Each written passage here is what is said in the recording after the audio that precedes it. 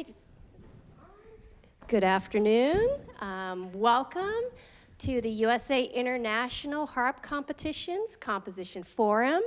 I'm Ann Jung. I served as the jury president for this wonderful event and contest. I serve on the board of directors and a proud alum of the Indiana University Jacobs School of Music. We want to welcome you here to Bloomington, Indiana, as well as to our viewers online on the live stream.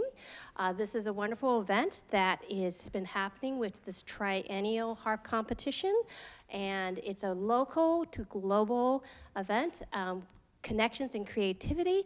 And so I'm very pleased to welcome today the director of the Ruth USA International Harp Competition, the Ruth Inglefield Composition Contest, Sonia Inglefield, who is now director and has served as secretary of this composition contest since its beginning. So warm welcome. Please do silence your electronic devices. And with that, we will start the Composition Forum 2025.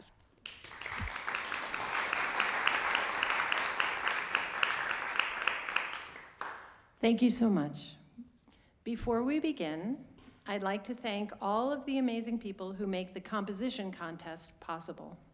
Suzanne McDonald for her initial inspiration, Indiana University for the generous hospitality, Elizabeth Hanen and Emmanuel Saison for their continued support, Ann Jung for her steadfast collaboration, Fran Marseille for her enthusiastic assistance, Lyon & Healy for publishing our winning piece, Salvi Harps for providing very generously the Salvi Electra for today's performance, the American Harp Society for providing the Composer's Award, Mario Falcao for donating the prize for the best performance of the winning piece, and Don and Sandra Freund for sponsoring this forum.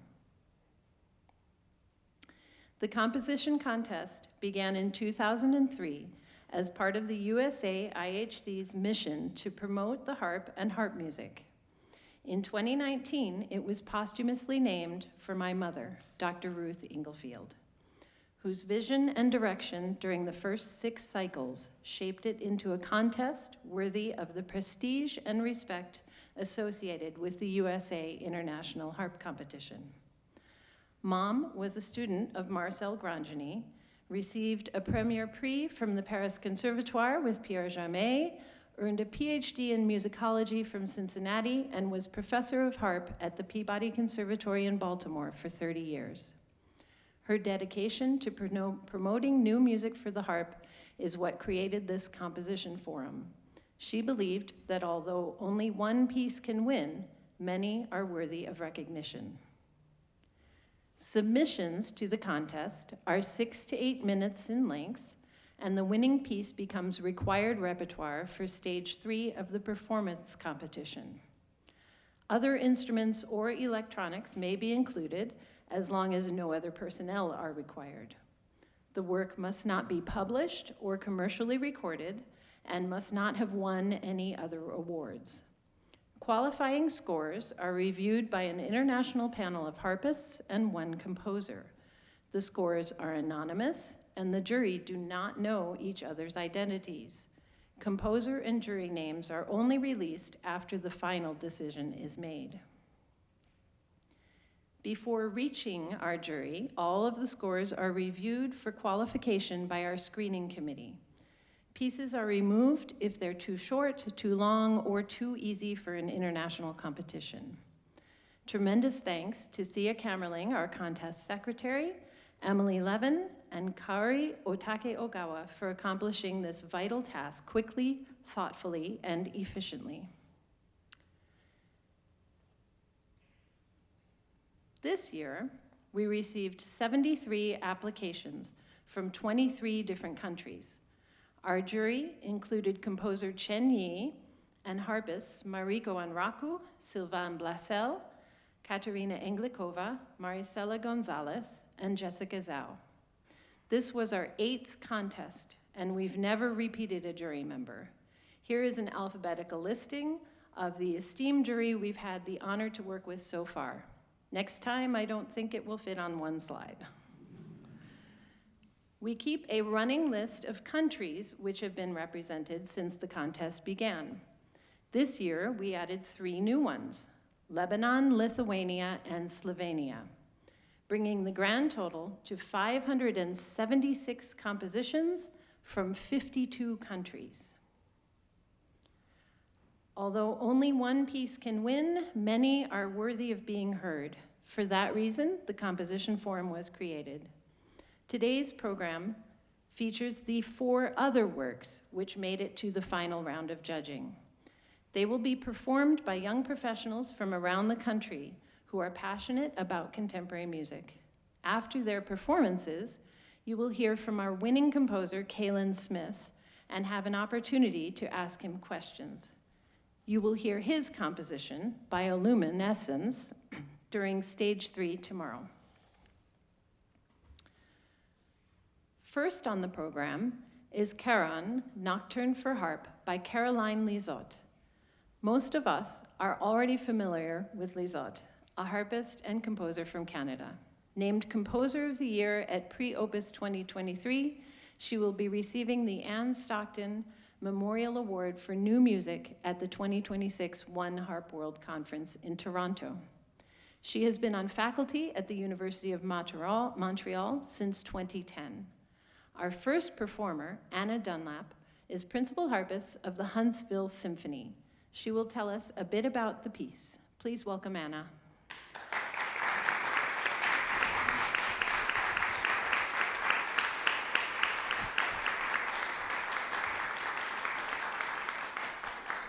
Hello, everyone. Is it on? No. I can project. We'll go with that. Hi, everyone. My name is Anna Dunlap. I am very honored to be performing Caroline Lizotte's piece, Kheíron, today as a part of the Composition Forum. I would like to kind of read a little bit from her preface.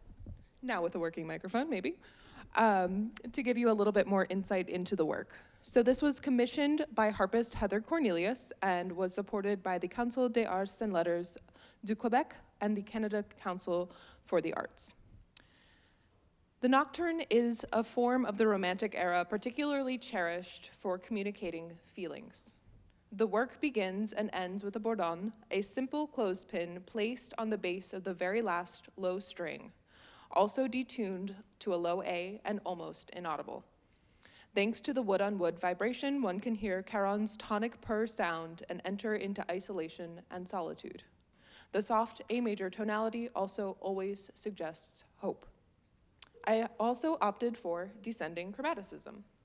At the harp, chromaticism does not give us much flexibility, but we have ways to achieve it. The playing of the pedals, the alternation of twelfths and octaves harmonics, the sliding of any metallic rods on the strings. One of my favorite contemporary pieces for harp, Wir Nacht Saison by composer Claude Baker, has used the latter method on a single string.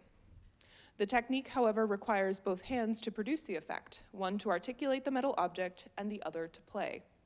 I wanted to use it this time for more precise pitches, leaving out the fast and impactful chromatic glissandi. In Kheíron, I tend to make possible the fretless with one hand, leaving out so that the other hand is free for normal harp playing. Thanks to the bottleneck inserted in the right hand index finger, I release not only the left hand, but also the thumb, middle, and ring finger of my right hand, allowing it even more possibilities, but with a lot of work and adaptation. The idea of playing with the metal finger seemed to me the best analogy for this work, to honor the existences that have to live with an obstacle or with illness, innate or acquired. I wanted to show the rigidity and harshness of a disease with a sound that expresses pain and whose prosthesis is part of the performance of this nocturne, exclusive to the harp, and requires an iron fist from the harpist. Please enjoy.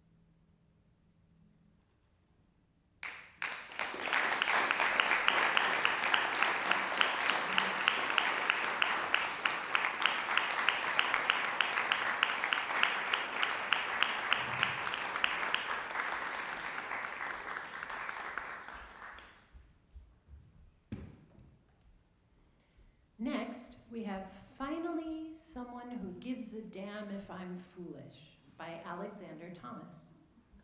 Thomas is a harpist, composer, and teacher from the UK. He has a master's in performance from the Norwegian Academy of Music and studied composition at the University of Sussex. Giving the US premiere of his piece today, we have Evelyn Theinert, a current student here at the Jacobs School of Music. Please welcome Evelyn.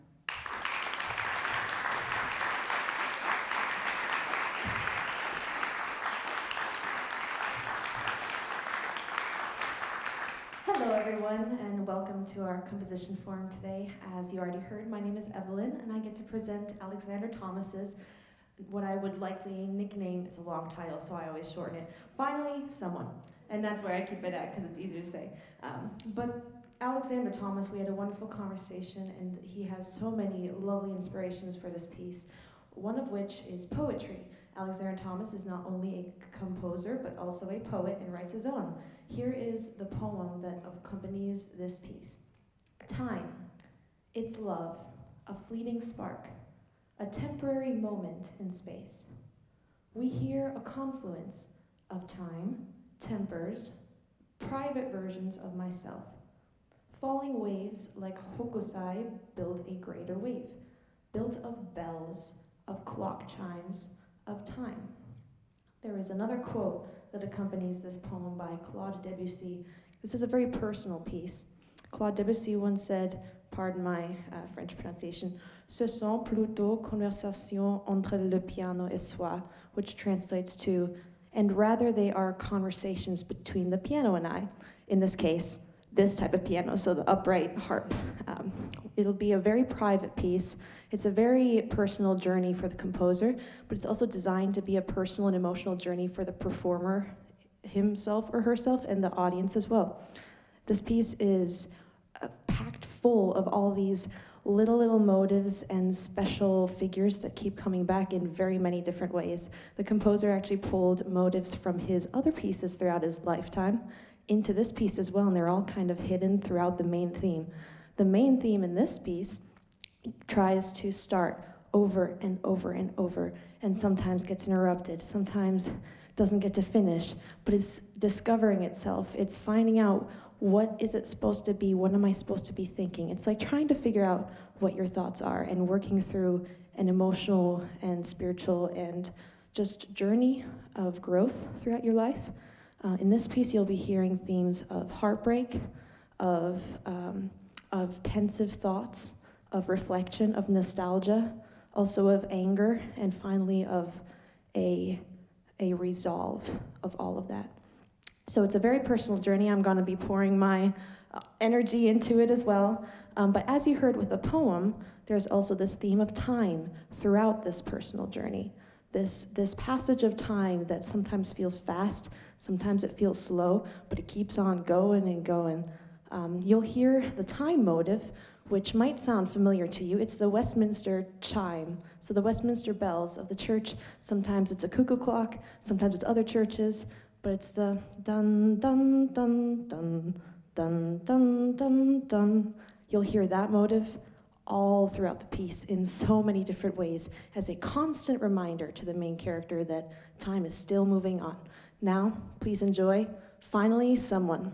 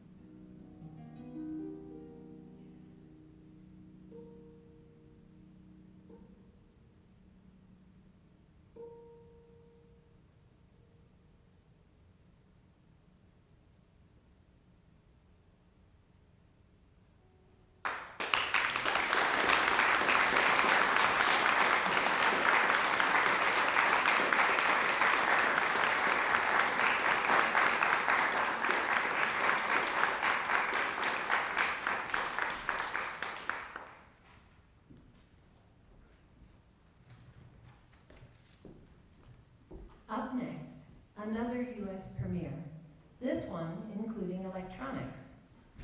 Event Horizon, The Point of No Return by Ramin, Amin, Tafreshi, and Soheil Shayesteh from Iran. This is the first time we've had a collaborative work in the final round. Both based in the Netherlands, Tafreshi is a composer and pianist, Shayesteh is an electronic music producer and violinist. Thea Kammerling, our contest secretary and a professional harpist based in Baltimore, will tell you a bit about it before she performs. Please welcome Thea.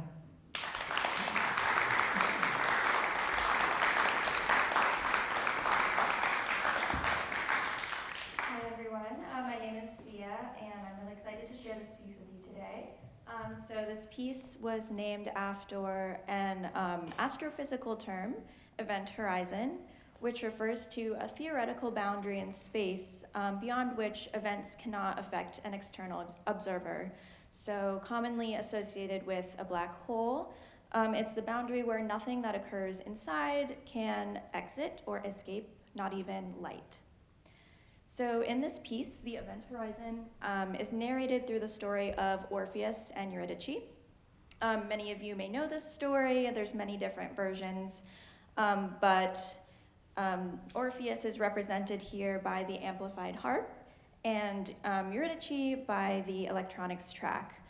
So in the story, in Greek mythology, the musician Orpheus travels to the underworld to bring back Eurydice, who has died. Hades allows them to leave the underworld together, but he warns them they cannot look back at any point in their journey. So once they reach the land of the living, Orpheus steps out into the light. He looks back at Eurydice to celebrate their return, but unfortunately realizes she is still a step behind him in the darkness, and she has to remain in the underworld forever. So that moment marks the event horizon of their story and the point of no return. So hope you enjoy.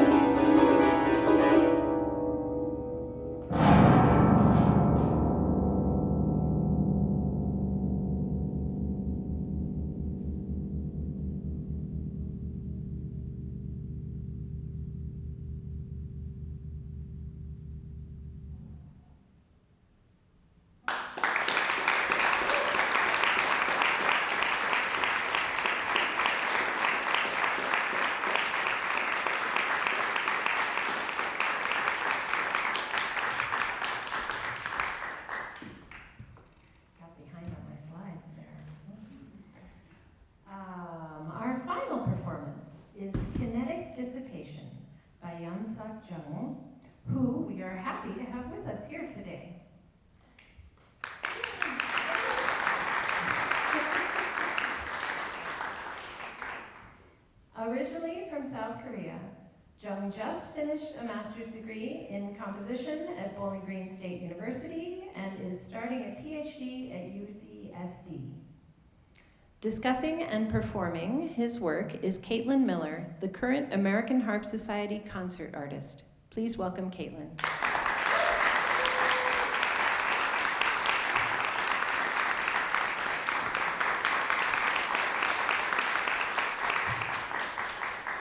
Thank you all so much for being here, and thank you, Anne and Sonia, and everyone who's made this event possible. I have had the great privilege of working with Yeonsuk for about 5 or 6 years, and so this piece was really fun to collaborate on together, and I just wanted to read what his thoughts were when writing the piece. Kinetic dissipation is my exploration of how energy moves, changes, and ultimately fades. The concept of entropy, or the gradual loss of energy, fascinated me while writing this piece. I found myself thinking about how we experience this in music. Sometimes, energy dissipates gradually, like a soft breeze, while at other times it crashes and vanishes in an instant, leaving behind an eerie stillness. He goes on to talk about how writing this for solo harp felt really natural because when you pluck a string, there's this instant given energy and then this instant dissipation when the sound fades. He said there's something beautiful in this process because there's something that feels both fleeting and infinite. So in this piece, you're going to hear a lot of rapid energy gain and then sometimes some moments of stillness. And when I was playing the piece, it just felt to me as if it somewhat resembled a feeling of burnout. So I asked him if I had permission to share that personal thought as a performer because to me it felt as though you're giving a lot of energy and you're giving into something that you're passionate about, but then sometimes maybe you get sick or life gets in the way and you have to just take a moment of stillness. So wherever the journey of your imagination takes you, I really hope you enjoy Kinetic Dissipation.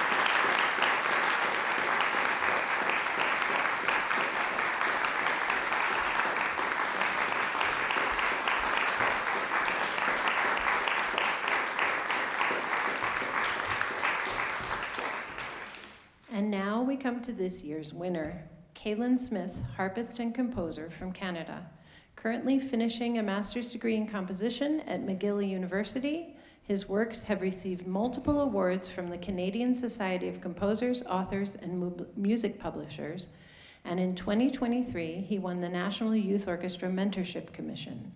Smith's pieces range from solo to chamber to orchestral concert music and on to music for games and films.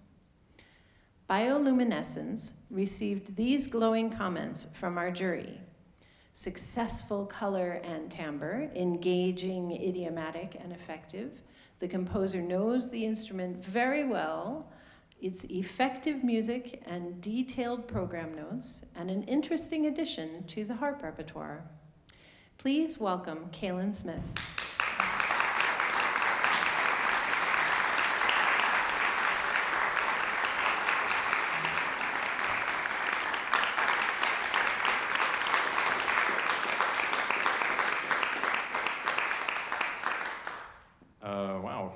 It's great to be here. Thanks so much, everyone.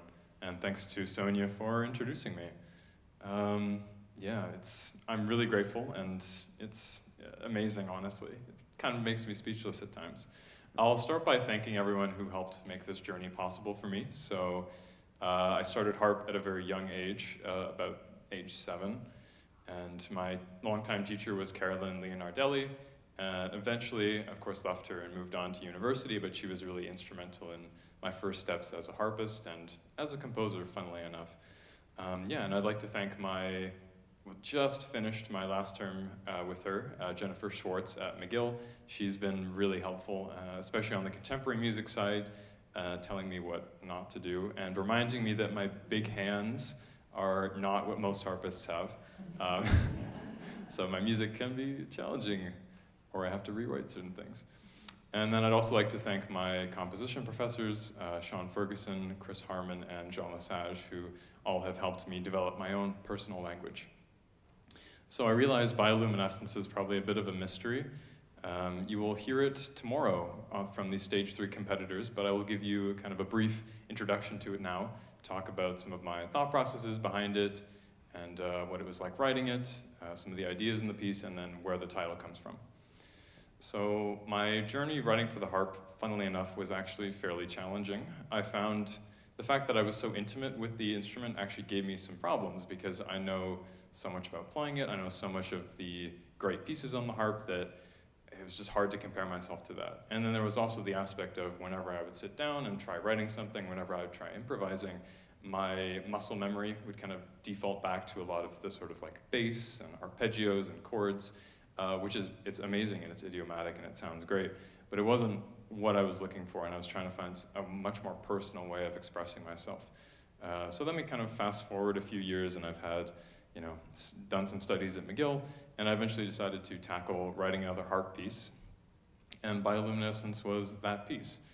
So it was a piece I was very happy with in terms of my own personal kind of journey and learning to write for an instrument I'm so familiar with, but in a new way, and thinking about composition for harp in a new way. So yeah, it kind of emerged out of electroacoustic music classes I had been taking at the time. So the idea of these sound objects from musique concrète. So you have these kind of things which are presented, and then you develop them over the course of the piece. So the piece is roughly divided into 3 sections. You have the first section, the middle section, and then kind of a prime version of the first section. So let me not trip over cables. There we go. So the first section starts off with this glissando in the low register of the harp, essentially this sort of gesture.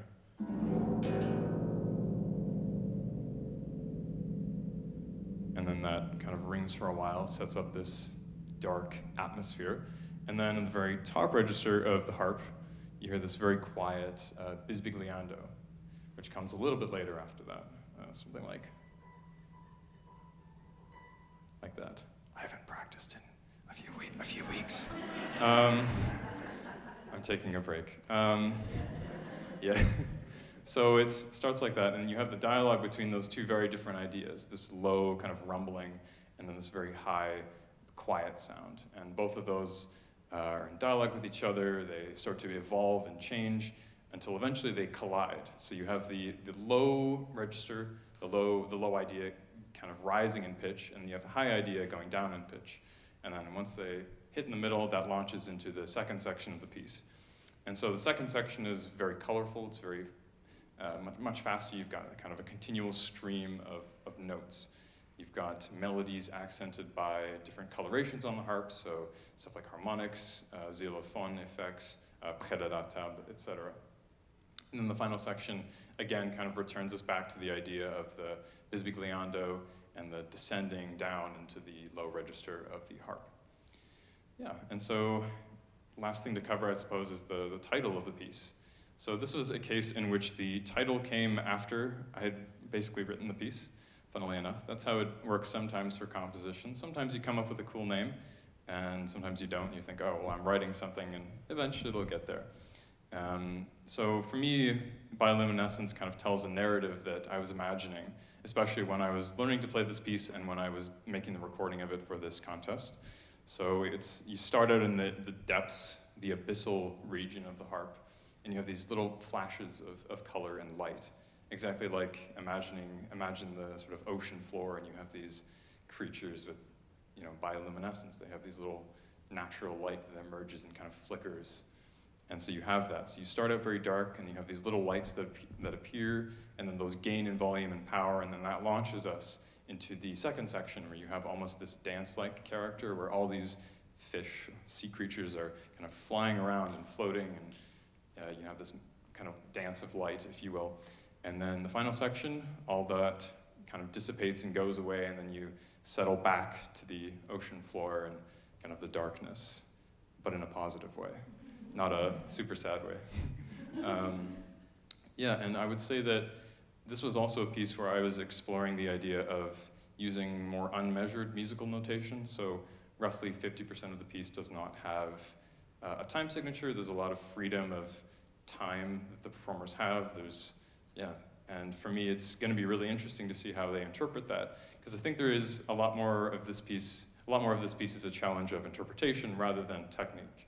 Although some parts in the middle, as I was playing them during the recording, I was going, oh no, why did I write this? But yeah. So yeah, I'm really looking forward to seeing the performers tomorrow. And yeah, thanks so much. I think this one works. And I think this microphone works. You just have to hold it really close to your mouth. So at this point, we'd like to welcome questions for Kaitlin, Yeonsuk, or any of the performers. Does anybody have a question?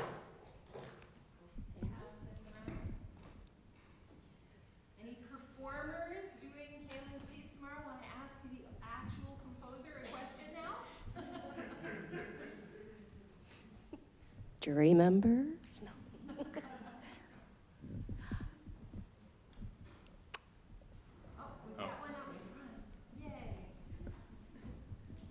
You said the title came after you had started composing. Where Bioluminescence, what's the background of that? Because I think you mentioned a little bit of that, but what is more of that inspiration that kind of came after the composition of the piece?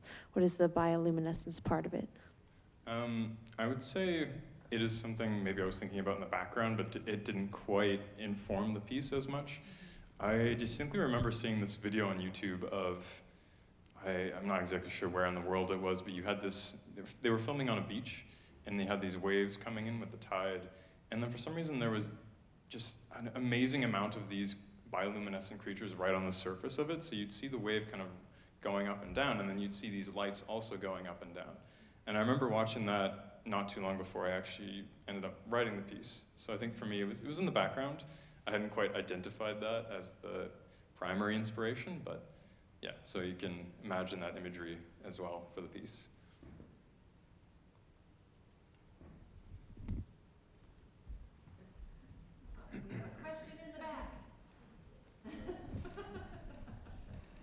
I'm being nice. I could be loud enough for you to hear me anyway. But my question is, there's a reference that you also work on music for other purposes, for chamber orchestra, for video games, for whatever it is. So can you talk a little bit about how you approach those different media or different groupings in your composition when you're thinking for one instrument or for a whole orchestra? That's a good question. So I would say, funnily enough, when I was writing this piece, I was thinking a lot about orchestra, because in the orchestra you have so many instruments and colors, and harp also has a lot of colors. And I've considered thinking about orchestrating this, although it could be interesting. But I've realized that my background as a harpist kind of gives me an interesting perspective on orchestra and combining colors and all that. But when it comes to writing for stuff like chamber and orchestra and games, they very much are connected in ways and connected in interesting ways. But then there's also the side of they're completely different. So you have to be familiar with a lot of different repertoire and a lot of different aspects to them. So for orchestra, it's a very kind of standard, homogenized sort of unit, and you have to write in very specific ways or else they might not be happy with you. But then in chamber, you're of course given a lot more freedom to do crazy things, and performers are generally more understanding if you write something that's questionable, but they're like, okay, we'll try. Yeah, and then I've really enjoyed writing for films and games because it's I don't want to say it's easier, but it's sort of relaxing in a way where it's a little bit simpler, and you have a lot more to work with. You have someone coming to you and saying, hey, do this. And I go, oh, and I have more constraints to work within, which is actually really fun as a composer as well, is to have this tiny box and then figure out, okay, what can I do within this box that's interesting? Sometimes starting from nothing is much harder. Yeah. Any other questions? One more.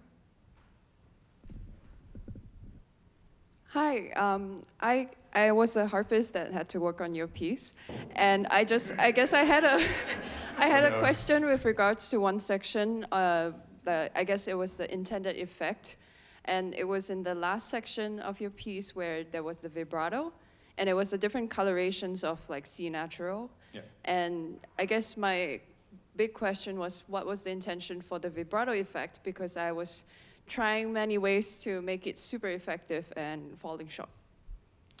Yeah, so, like you said, in that section I have C harmonics and the kind of the fifth octave and the fifth harmonic. I guess my idea with the vibrato is that you have the sort of wavering of the note of the pitch, and then that connects back to the bisbigliando idea, where you have the sort of pitch, you have the speed of it accelerating and decelerating.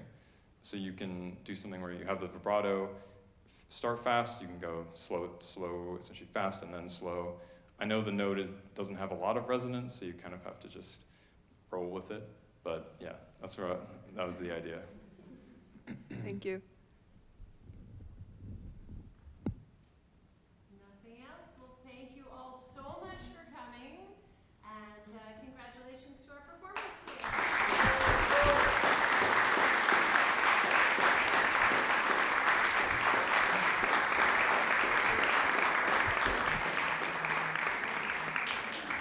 Thank you for coming. If the performers and our composer could come up to the stage, we could photos. And I believe the sponsor of our composition forum, Don Freund, is in the audience. If he would, yes, thank you so much for sponsoring. Maybe you come up and we'll have some photos. Thank you.